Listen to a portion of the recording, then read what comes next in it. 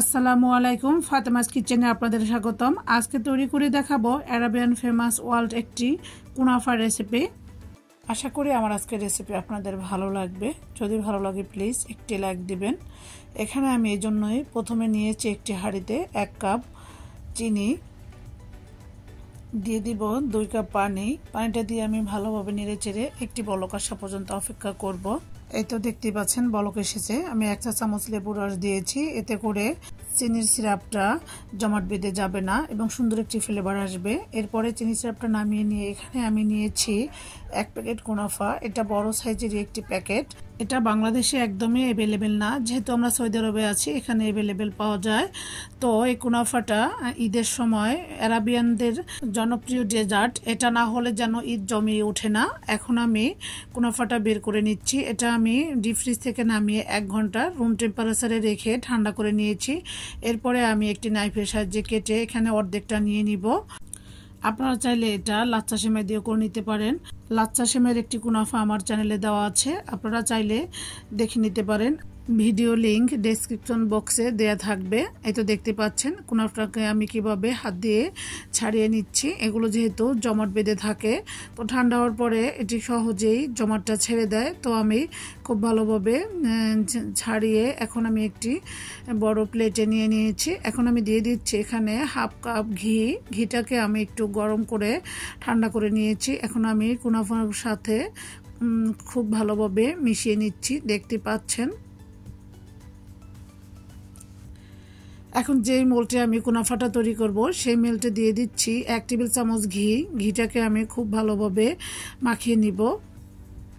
এতে করে কুনাফাটা যখন তৈরি করার পরে আনমোল্ড করবেন তখন খুব সহজেই ছুটে আসবে। এই তো দেখতে পাচ্ছেন আমি ঘিটা ব্রাশ করে দিয়ে এখন আমি কুনাফাগুলো দিয়ে দিচ্ছি, ওই যে আগে থেকে ঘি মাখানো। এখানে এই কুনাফাগুলো পাতলা লেয়ারে সেট করে নিতে হবে। এটাকে অনেকে কাদাইফ বলে। তো কাদাইফ এবং কুনাফা যেটাই বলেন না কেন একটাই কিন্তু উপকরণ। যাই হোক, দেখতে পাচ্ছেন আমি এখানে সুন্দরভাবে সব কিছু স্প্রেড করে নিচ্ছি এবং হাত দিয়ে চেপে চেপে খুবই ভালোভাবে স্প্রেড করে নিচ্ছি। আমি আশা করব আপনারা দেখে নিশ্চয়ই বুঝতে পেরেছেন কিভাবে সেট করে নিচ্ছি। এখন আমি বড় একটি বাটির সাহায্যে এইভাবে 2 হাত দিয়ে ধরে খুব ভালোভাবে চেপে সেট করে নিব।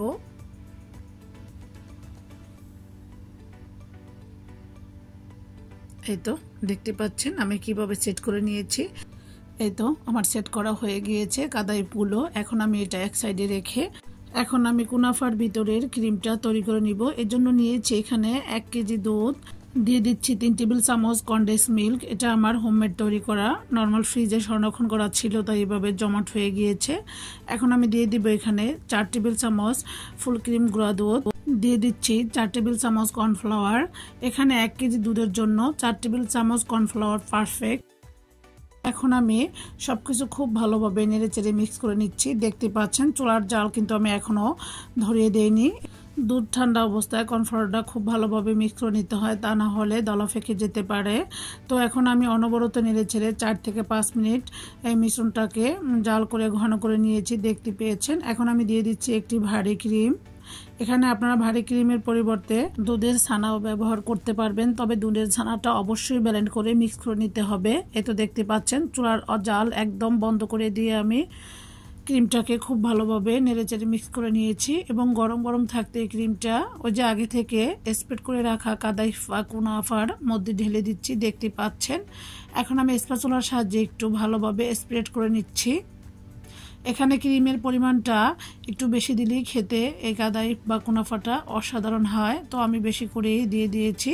এখন আমি দিয়ে দিচ্ছি ওই যে আগে থেকে ঘি মাখানো বাকি কুনাফাগুলো।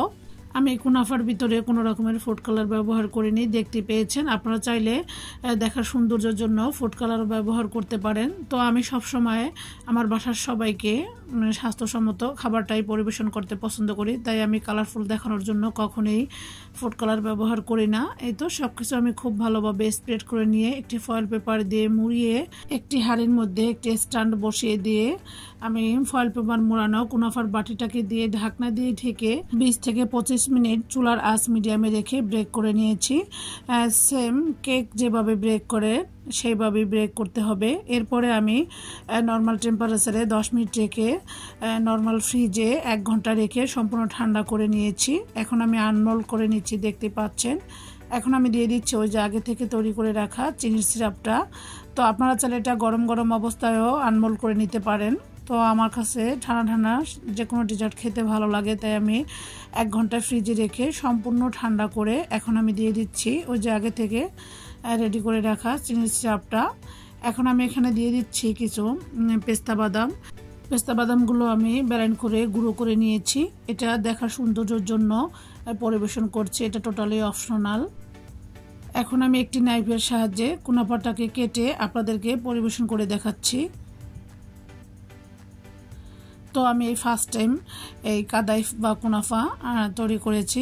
আশা করি আমার রেসিপি আপনাদের ভালো লেগেছে। যদি ভালো লেগে থাকে প্লিজ একটি লাইক দিবেন এবং চ্যানেলটি সাবস্ক্রাইব করে পাশেই থাকবেন। দেখতেই পাচ্ছেন কতটা লোভনীয় এবং ক্রিমি হয়েছে। আশা করি রেসিপি ভালো লেগেছে। ভালো লেগে থাকলে একটি লাইক দিবেন। আসছে ঈদে এটা তৈরি করে বাসার সবার মন জয় করতে পারেন আপনিও। আজকের মতো বিদায় নিচ্ছি। আল্লাহ হাফেজ।